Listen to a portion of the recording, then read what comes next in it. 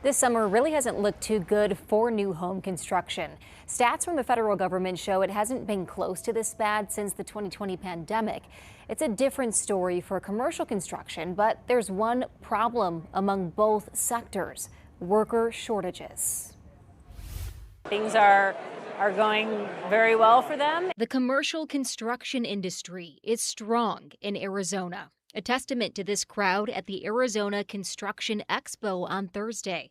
There's high demand when it comes to data centers, semiconductor factories, and entertainment spaces. For a long time, construction wasn't a very sexy career choice for people, but it can be very lucrative. There's less excitement in home construction right now. Federal numbers show housing starts dropped nearly 12.5% in July. Industry experts point to a handful of hurdles: the cost of materials, rising gas prices, and a labor shortage. The biggest issue right now is workforce and getting quality people. That's hitting the commercial side too. Kimberly Davids with the Arizona Builders Alliance says people are retiring and there's not enough joining the trades to keep up. According to a national group called Associated Builders and Contractors, the industry needs nearly 350,000 new workers this year to meet demand, and more than 450,000 next year.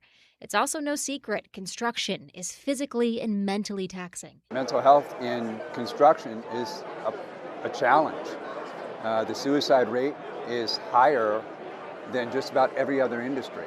David says construction crews are building the data centers that make AI possible and doesn't see a near future where people trust robots to build buildings more than humans. It's definitely stability for families.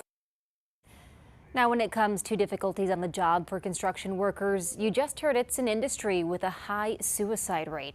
I'm digging into that root cause, and we'll have a story on that during National Construction Suicide Prevention Week next month. For now, in the newsroom, Karina Rubio for Arizona's Family.